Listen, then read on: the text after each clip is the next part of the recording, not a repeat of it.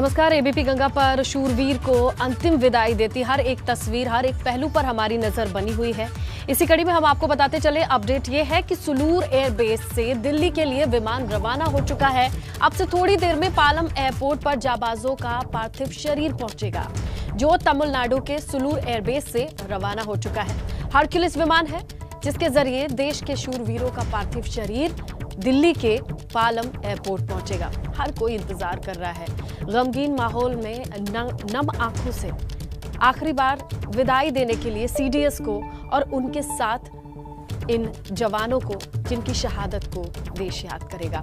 और अंतिम सलामी देने की प्रक्रिया, या यूं कहे काउंटडाउन, अब लगभग शुरू है, क्योंकि पालम एयरपोर्ट पर ही जब पार्थिव शरीर पहुंचेगा तो माना यह जा रहा है कि प्रधानमंत्री से शुरुआत होगी। जब श्रद्धांजलि वो पालम एयरपोर्ट पर पहुंचकर सबसे पहले देंगे, जब दिल्ली में ये पार्थिव शरीर पहुंचेगा जवानों का, शूरवीरों का, सीडीएस का। हर पहलू पर नजर बनाए हुए हैं और हमारे साथ मेरे सहयोगी अवधेश है, और हम दोनों मिलकर कोशिश कर रहे हैं कि हर एक पहलू की तस्वीरें आप तक पहुंचाएं। हमारे साथ नितिन हैं और हमारे साथ विवेक हैं, और हम जानने की कोशिश कर रहे हैं कि इन शहीदों को याद करने के लिए जब पूरा देश गमगीन है, हर किसी के दिल में एक टीस है, एक दर्द है खोने का, लेकिन शहादत को याद भी किया जाता है। उस जगह का लाल जब शहीद होता है तो उसके लिए सलामी भी होती है। नितिन, क्या माहौल है भाई?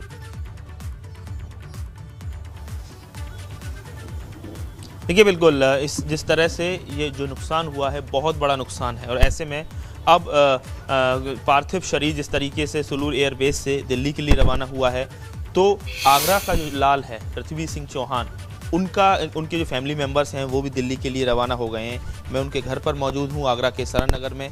किस तरह से बड़ी संख्या में लोग यहाँ पहुँच रहे हैं, श्रद्धा सुमन अर्पित कर रहे हैं, और कहीं न कहीं पृथ्वी सिंह चौहान ने जो कर्तव्य की बलवेदी पर जो शहीद हो गए, तो कहीं न कहीं उनको नमन कर रहे हैं, उनको याद कर रहे हैं।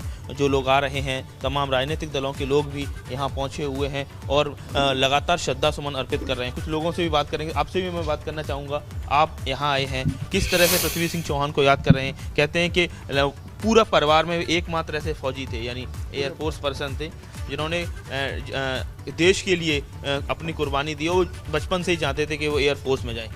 इस परिवार से मैं पहले भी जुड़ा हूँ।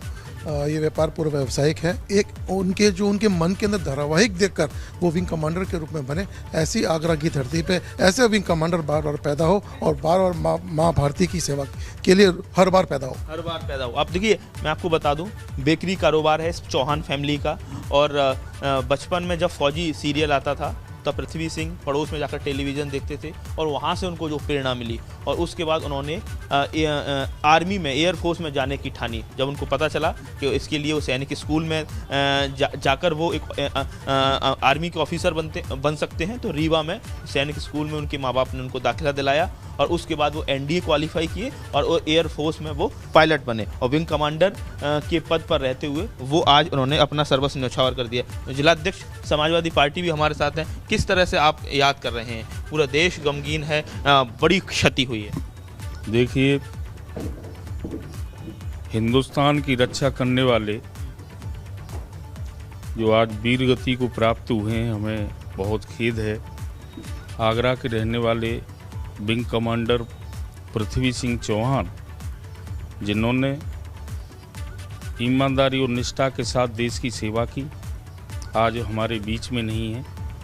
हम लोग उनके परिवार को और उनको परमात्मा से आत्मा शांति प्रदान करने की क्षमता रखने के लिए शांति चाहते हैं कि भगवान उनको शांति दे। क्या कहना चाहेंगे आप?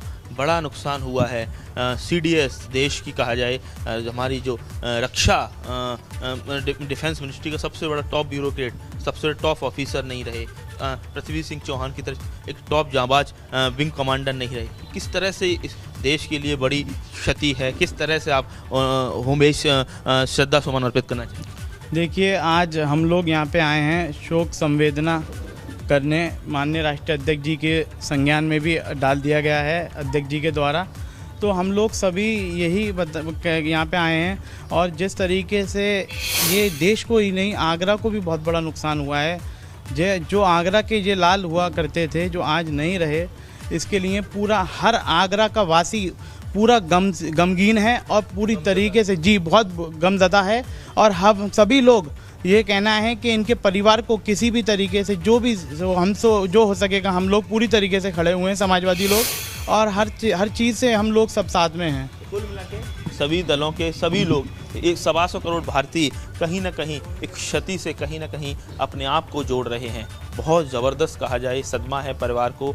4 बहनों में सबसे छोटे भाई थे।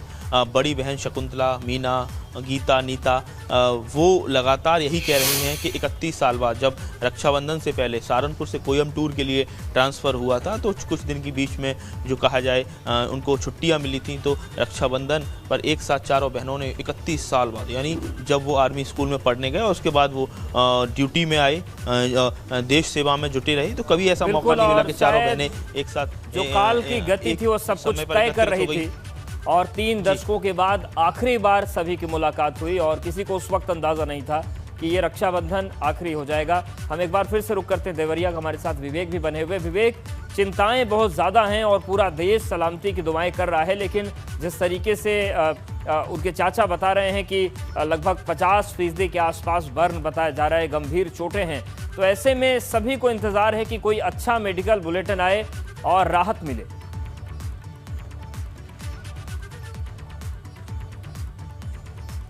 बिल्कुल अवधेश, देखिए स्थितियां ऐसी हैं कि सबसे जो राहत की बात ये है कि हेड इंजरी नहीं है, वरुण के सर पर कोई चोट नहीं है, क्योंकि इतनी ऊंचाई से हेलीकॉप्टर गिरने के बाद 14 लोग सवार थे, 13 लोगों की मौत हो चुकी है। वरुण इकलौते लोन सर्वाइवर हैं, ऐसे में उनके सर पे चोट ना लगना ये बड़ी राहत की बात है। जो बॉडी में इंजरीज हैं, जैसा उनकी बात हुई है, वहाँ पर वरुण की पत्नी मौजूद हैं अस्पताल में, उनके साथ उनके पिता मौजूद हैं, उनकी माँ मौजूद हैं अस्पताल में और उनके बच्चे मौजूद हैं। तो उनकी जो यहाँ परिवार के लोग हैं, उनके चाचा लोग हैं, उनकी सीधे वरुण की पत्नी से बात हो रही है या अपने जो भाई हैं यानी वरुण के पिता, उनसे बात हो रही है। उनका ये बताना है, उनका ये कहना है कि जो इंजरीज़ हैं वो शरीर के अन्य हिस्सों पर हैं, ऐसा कोई बड़ी इंजरी नहीं है, कोई बहुत घातक इंजरी नहीं है, लेकिन चोटें अच्छी खासी हैं। जो बर्न है वो पूरे शरीर पर हैं, यानी स्पॉट करके पूरे शरीर पर, हाथ पैर, उनकी छाती पर, कमर पे, पैरों पे, वो बर्न के काफ़ी गहरे बर्न हैं, जो कहा जा रहा है कि 60% तक बर्न है। और डॉक्टरों की कोशिश ये है कि इन्फेक्शन ना होने पाए, क्योंकि बर्न के बाद इन्फेक्शन को बचाना ही सबसे बड़ी जिम्मेदारी होती है और इन्फेक्शन से ही सबसे बड़ा खतरा होता है। इसीलिए कोशिश ये की जा रही है कि इन्फेक्शन शरीर में ना फैले, जिससे उनको सुरक्षित रखा जा सके और रिकवरी जल्दी हो सके। अगर डॉक्टर इन्फेक्शन फैलने से रोक सकते हैं तो वो जो रिकवरी रेट है वो बढ़ जाएगा और रिकवरी जल्दी होगी उनकी, यानी वो जल्दी स्वस्थ होंगे और जल्दी वापस अपने जो सामान्य जीवन है उसमें वापस आ सकेंगे। ये कोशिश की जा रही है। तो सारे लोग जो यहाँ पर गाँव के लोग हैं वो दुआएं कर रहे हैं, उन्होंने मंदिरों में प्रार्थना की है, यज्ञ किए हैं। आज सुबह, कल शाम से ये सिलसिला शुरू हुआ था और आज सुबह भी जारी है। कई मंदिरों में अभी भी यज्ञ, हवन, पूजन और जो पूजा पाठ होता है, जो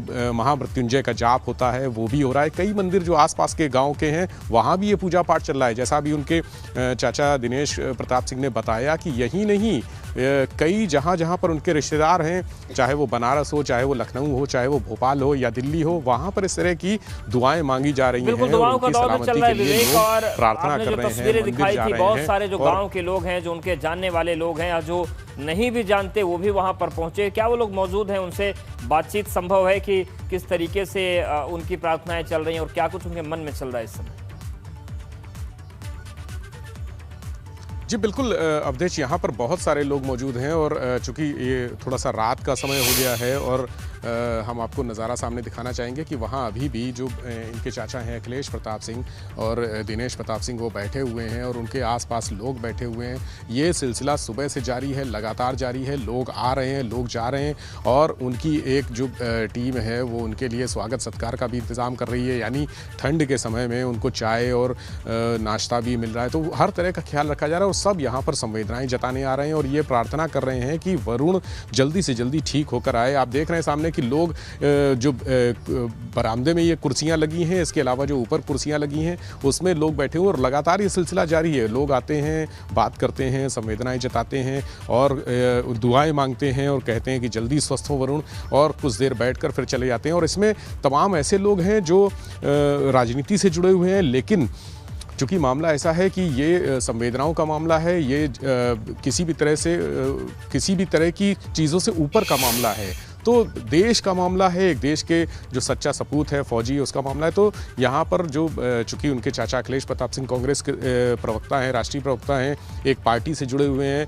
लेकिन यहाँ पर और अन्य पार्टियों के विधायक भी आए, तमाम लोग आए, भारतीय जनता पार्टी के लोग भी आए, समाजवादी पार्टी के लोग भी आए, बहुजन समाज पार्टी के लोग भी आए, और सबने यहाँ पर अपने पूरी तरह से उनके साथ बात की। और यहाँ तक कि फोन पर भी, अभी जब दोपहर में हम अखिलेश प्रताप सिंह के पास बैठे हुए थे, तब राजा भैया का भी फोन आया था और उन्होंने अपनी मिट्टी से जो लोग जुड़े होते हैं, गांव में तो लोग वैसे भी उनकी सुख दुख में साथ रहते हैं, दुआ सलामती में साथ रहते हैं।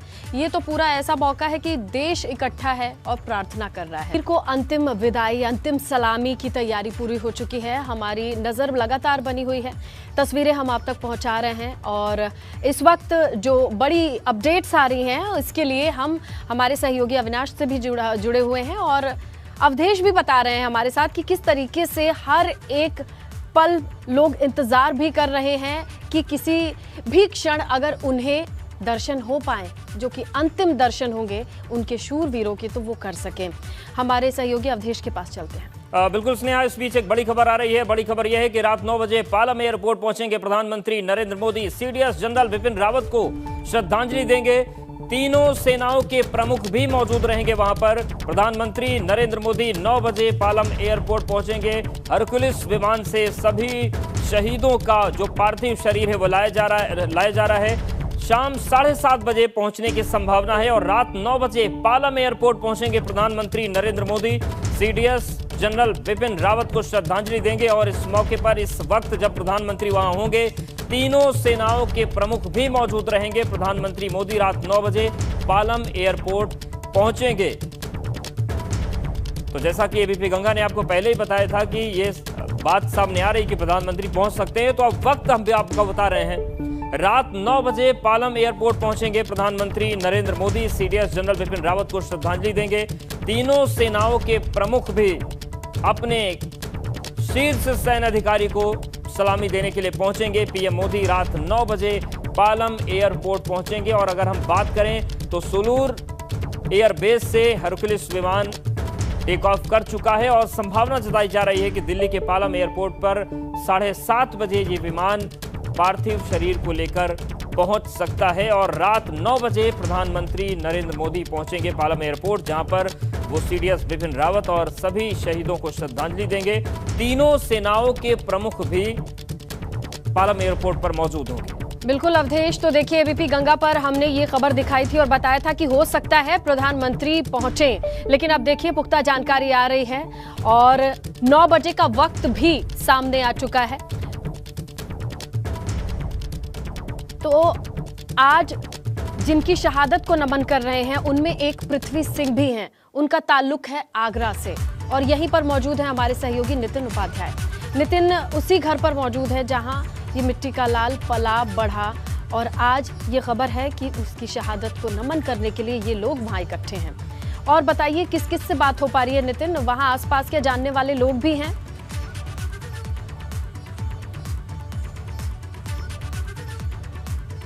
सामने आई है परिवारीजनों को, ये कल शाम को जब इस बात की पुष्टि हुई है तब से लगातार बड़ी संख्या में लोग आ रहे हैं। जिसने भी इस घटना को के बारे में जिनको भी जानकारी हुई है, हर कोई आ रहा है, पीड़ित परिवार को ढांढस बता रहा है। तमाम राजनीतिक दलों के लोग आए हैं। दिन में डिप्टी सीएम केशव प्रसाद मौर्य आए। केशव प्रसाद मौर्य का आज सामाजिक संवाद कार्यक्रम आगरा कॉलेज में था, लेकिन वो कार्यक्रम रद्द कर दिया गया क्योंकि पूरे देश में तमाम जो राजनीतिक कार्यक्रम हैं उनको रद्द किया गया है। सरकारी कार्यक्रमों को रद्द किया गया है। उत्तराखंड में तो 3 दिन का राजकीय शोक तक घोषित कर दिया गया है सीडीएस की वजह से। तो कुल मिला के आज केशव प्रसाद मौर्य आए और पीड़ित परिवार को उन्होंने श्रद्धा सुमन और जो सांत्वना दी, श्रद्धा सुमन उन्होंने पृथ्वी सिंह राजपूत को अर्पित किए। तो अब सवाल यही है कि ये इतना बड़ा क्षति हुई है, इसकी जो भरपाई है हाल फिलहाल नहीं होगी। चीफ ऑफ डिफेंस स्टाफ का जो पोजीशन है पहली बार क्रिएट की गई, और जिस तरीके से आप देख सकते हैं चाहे म्यांमार में सर्जिकल स्ट्राइक रही हो, चाहे उरी में रही हो, लगातार एक के बाद एक बड़े जो कदम उठाए गए वो बिपिन रावत के CDS रहते हुए, बिल्कुल, और इन्हीं चीजों को लेकर आज देश उन्हें याद कर रहा है। एक बहुत बड़ी क्षति है। नितिन हमारे साथ बने रहे। बड़ी खबर यह है कि रात 9 बजे पालम एयरपोर्ट पर प्रधानमंत्री श्रद्धांजलि देने के लिए जाएंगे। तीनों सेनाओं के प्रमुख भी उनके साथ होंगे और रात को 9 बजे प्रधानमंत्री पहुंचेंगे। अविनाश हमारे साथ जुड़े हुए हैं। अविनाश, क्या जानकारी मिल रही है प्रधानमंत्री को लेकर, और क्या उनके साथ और कौन कौन रहेगा? जी देखिए, अगर बात करें तो प्रधानमंत्री नरेंद्र मोदी भी श्रद्धांजलि देने के लिए जाएंगे। उनके साथ अगर बात करें तो रक्षा मंत्री वहां पे राजनाथ सिंह भी मौजूद रहेंगे और NSA अजीत डोभाल भी मौजूद रहेंगे, और इसके अलावा तीनों सेना के प्रमुख भी वहां पे मौजूद रहेंगे, यानी कि भारतीय थल सेना, नौसेना और वायुसेना, तीनों सेनाओं के प्रमुख भी वहां पे मौजूद रहेंगे। और 7:30 बजे करीब बताया जा रहा है कि विमान लैंड करेगा। उसके बाद फिर विमान लैंड करने के बाद जो शहीदों के पार्थिव शरीर हैं उनको विमान से उतारने का काम किया जाएगा, और फिर उसके बाद बाकायदा वहां पे श्रद्धांजलि के लिए एक जगह बनाई गई है। उस जगह पे पूरे के पूरे जो 13 लोग शहीद हुए हैं उनके पार्थिव देह को वहां पे रखा जाएगा, और इसके बाद तमाम सारे जो VVIPs हैं वो भी वहां पे जाके श्रद्धांजलि देंगे। सेना के जो अन्य अधिकारी हैं, यानी कि जो लेफ्टिनेंट जनरल हैं और इसके अलावा ब्रिगेडियर हैं, इस रैंक के भी जो तमाम सारे अधिकारी हैं वो भी अपनी श्रद्धांजलि व्यक्त करेंगे, और फिर रक्षा मंत्री राजनाथ सिंह भी श्रद्धांजलि व्यक्त करेंगे। और प्रधानमंत्री नरेंद्र मोदी रात 9 बजे पहुंचकर तमाम जवान जो शहीद हुए हैं, CDS जनरल बिपिन रावत और उनकी पत्नी समेत जो तमाम जवान कल शहीद हुए हैं उनको श्रद्धांजलि अर्पित करेंगे। और इसके बाद फिर तमाम सारे जवानों के जो पार्थिव देह हैं उनको army hospital, research and referral hospital लाया जाएगा, और फिर कल सुबह तमाम सारे जवानों के जो शव हैं उनके जो पार्थिव देह है उनको फिर उनके गांव भेजने का काम किया जाएगा, उनके घर भेजने का काम किया जाएगा। और CDS जनरल बिपिन रावत का जो पार्थिव देह है वो मेरे पीछे मौजूद उनके घर 3 के कामराज मार्ग पर लाया जाएगा, और यहाँ पर भी तमाम सारे जो VVIPs हैं वो यहाँ पे आके अपनी अंतिम श्रद्धांजलि अर्पित करेंगे। और फिर 11 बजे से 2 बजे तक आम लोगों के लिए यहाँ पे अंतिम दर्शन करने के लिए पार्थिव देह को रखा जाएगा। फिर 2 बजे यहाँ से शव यात्रा शुरू होगी, अंतिम यात्रा शुरू होगी, जिससे कि अगर बात करें तो दिल्ली कैंटोनमेंट में ब्रार जो शवदाह है वहाँ पे ले जा करके अंतिम संस्कार किया जाएगा। तो ये तमाम सारे जो अब तक के कल जो अंतिम संस्कार होना है उसके अब तक के अपडेट है पूरी तरीके से। और अभी इसमें एक अपडेट और है कि उत्तराखंड के मुख्यमंत्री पुष्कर सिंह धामी भी दिल्ली एयरपोर्ट पर पहुंच चुके हैं, वो भी रास्ते में हैं, वो के कामराज मार्ग पे आ रहे हैं CDS के आवास पर, और यहाँ पे जो उनके परिवारजन के लोग हैं उनसे मुलाकात करेंगे। इसके अलावा एक और अपडेट ये है कि उत्तर प्रदेश के मुख्यमंत्री योगी आदित्यनाथ भी कल दिल्ली आ सकते हैं। उनकी सुरक्षा दस्ता है वो दिल्ली पहुंच चुका है, वो चूंकि अभी गोरखपुर पहुंच रहे हैं कुछ देर में मुख्यमंत्री, फिर उसके अनुसार आगे का उनका कार्यक्रम बनेगा। यहाँ पे फिलहाल उनका जो सुरक्षा दस्ता है दिल्ली वो पहुंच चुका है। लखनऊ से भी एक टीम बिल्कुल नजरें बनाए रखिएगा। अविनाश आप हमारे साथ नितिन और विवेक भी बने हुए हैं। फिलहाल आपका शुक्रिया जानकारी और अपडेट्स को देने के लिए। बिल्कुल, और देखिए हम लगातार बने हुए हैं, जिनके घर से अपनों को खोया है, मिट्टी के लाल को खोया है, वहां से भी तस्वीरें हम दिखा रहे हैं। वक्त एक छोटे से ब्रेक का है, आप बने रहिए ABP गंगा के साथ।